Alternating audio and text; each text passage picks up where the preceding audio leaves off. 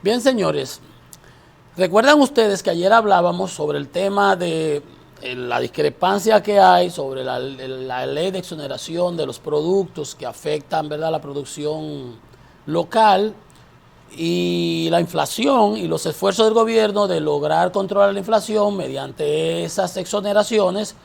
Y leíamos el trabajo, el artículo del presidente Fernández ayer y de Andy Dauager, y que decía de los 1.753 millones de pesos, que es lo que no van a pagar esos. El año pasado no pagaron esos 67 artículos, que en realidad era pírrico el impacto sobre la inflación, que en realidad estamos teniendo un componente importado y un componente local, que fue, ¿verdad?, los 215 mil millones que inyectó el Banco Central a la economía, más los gastos de la tarjeta de PATI, PAMI, fase 1, fase 2, etcétera, etcétera, que indiscutiblemente han generado esa presión de la masa monetaria, de dinero en manos del público, que aunque no fue inorgánico, ha generado esa presión inflacionaria que habrá de disminuir más por la disminución del stock de dinero que por esos aspectos de, digamos, de quererlo controlar mediante la liberalización de unos aranceles, que lo que va a dar es un 6.20 y tantos por ciento,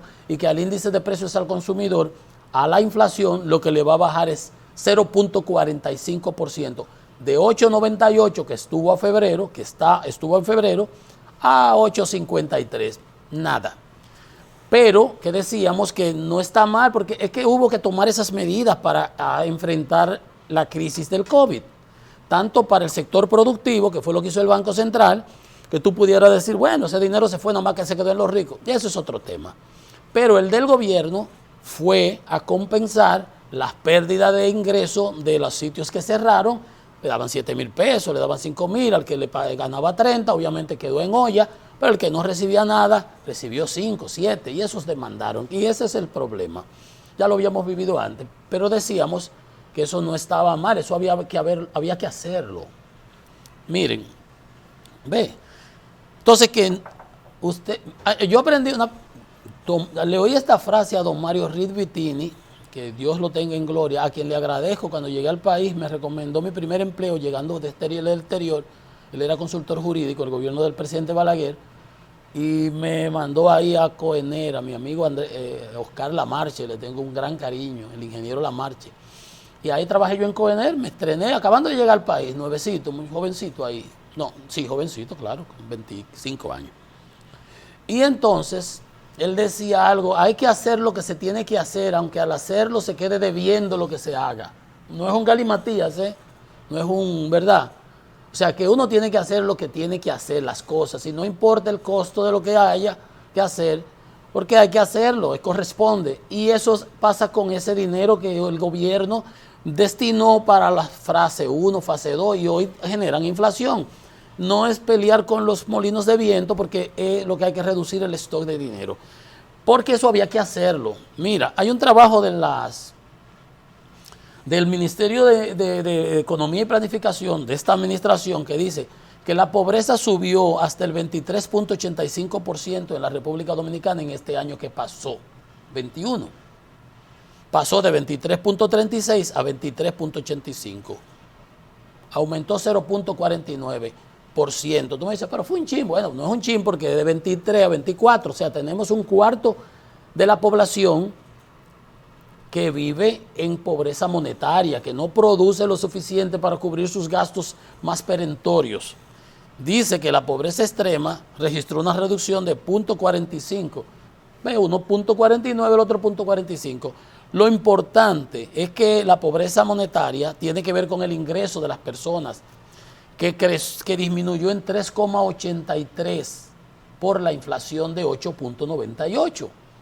Cuando la inflación crece, el ingreso disponible es menor, porque los productos se te encarecen, mucho más para las personas de menores ingresos, que tienen que destinar más de sus ingresos para lo esencial, para la alimentación, para el transporte.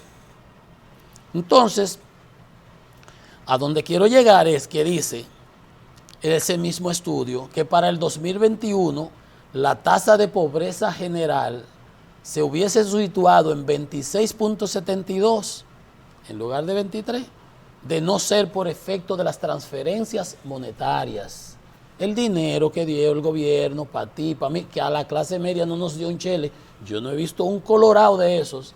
Sin embargo, estamos hablando para un nivel más vulnerable. O vulnerable, ¿no? ¿Verdad? Dice ese estudio del Ministerio de Economía que en términos absolutos 302,000 personas mantuvieron ingresos por encima de la línea de pobreza por efecto de esas transferencias. Si no hubiera el gobierno dado esas transferencias, estas 302,000 personas hubieran engrosado aún más la tasa de pobreza general. Ven, entonces, no tiene el gobierno por qué darse en el pecho, ni sentirse preocupado. Hubo que hacerlo. Al hacerlo, quedamos endeudados. Pero qué bien que se hizo, porque permitimos que 302,000 personas no cayeran en el fondo. Ahora lo que tenemos que enfrentar la inflación. Al hacer aquello, generamos esto. Perfecto. Vamos a ver cómo lo vamos a enfrentar. Bueno, esos 27, 67 productos, vamos a sacar estos 10. Porque ahora no vamos a resolver un problema con más y vamos a producir 500,000 de desempleados. Entonces, ve, no tiene el gobierno por qué ponerse a pelear en histeria. Esto no es para histeria.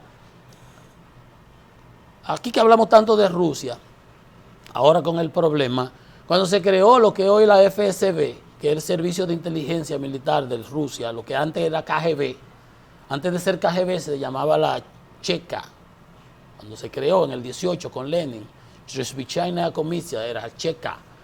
El que la creó, un comisario de eso, Félix Dzerzhinsky, decía que un chequista, o sea, uno de esos de entonces, era una persona con el corazón caliente y la cabeza fría, no lo contrario, no un termocefálico, una persona que anda por ahí a lo loco sin pensar, no. Usted tiene pasión en lo que hace, usted le pone carácter, usted le pone con el corazón, pero lo razona, cabeza fría. No salís huyendo por ahí, que dispararon, ¿y por dónde fue que dispararon? ¿Te vas a meter en el tiroteo? No, usted primero mira, observa, analiza. No histeria, la histeria déjesela a otro. Entonces, exactamente, el gobierno hizo lo que tenía que hacer. Y punto. Y a lo hecho pecho, ahora vamos a reducir la inflación, vamos a reducir el circulante, no hagamos inventos que vamos a quebrar. Vamos a ver ahorita para que ustedes vean, porque es que hay que saber las cosas. Decía, ese señor está hablando, no ha sembrado un girasol, igual que yo no sé sembrar nada, pero no me meto en eso, comento lo que sé por arriba, del punto de vista de negocios, no me meto en los detalles. Ustedes verán en unos instantes, por ejemplo, unos datos que tienen que ver con la industria. Pero por lo menos, entre otras cosas, señalar que el Banco Central nos informa que hay que tomar en cuenta que van a ir cayendo las remesas porque ese dinero que dieron en Estados Unidos, al igual que dimos aquí, sirvió para aumentar las remesas que llegaban a la República Dominicana, porque los dominicanos de allá nos mandaban a sus familiares aquí. Las remesas superaron en 653 millones las recibidas en el 19, que fue el año prepandemia. O sea que lo normal es que recibamos esa cantidad que estamos recibiendo ahora, 2.396 millones sin esos 653. Si ese trimestre 653 y eso se mantuviera, un año tiene 4 trimestres, 6 por 4, 24, son 2.400 millones menos que vamos a tener.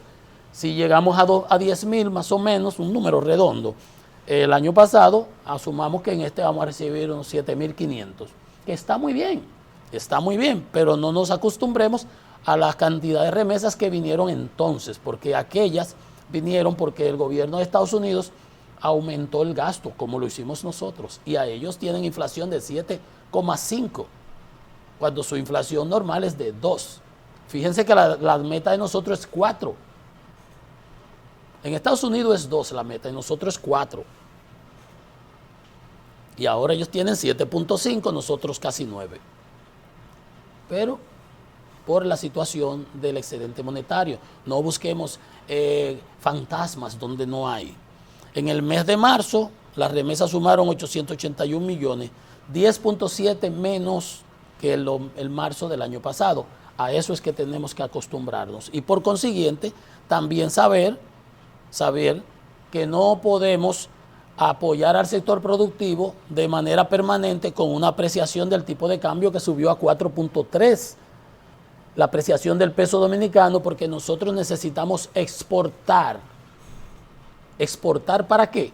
Para compensar esas caídas que vamos a tener en las remesas, para compensar esas caídas que vamos a tener en la afluencia de rusos y ucranianos, que no van a venir, en reenfocarnos en el mercado canadiense y aparecernos por allá por Islandia bailando merengue y por enseñar la tres morena de la de nosotros para que se vuelvan locos y vengan para acá, porque de Rusia y de Ucrania no van a venir, no van a poder venir ahora.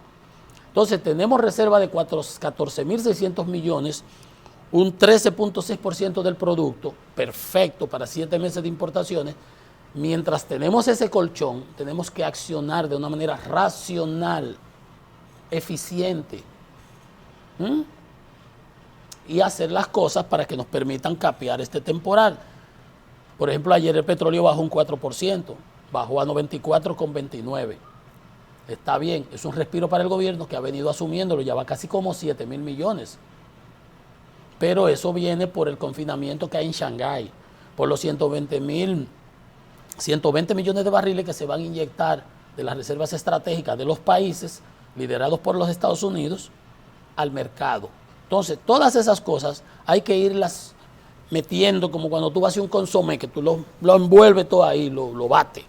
Entonces, saber que, por ejemplo, usted nada de lo que usted haga es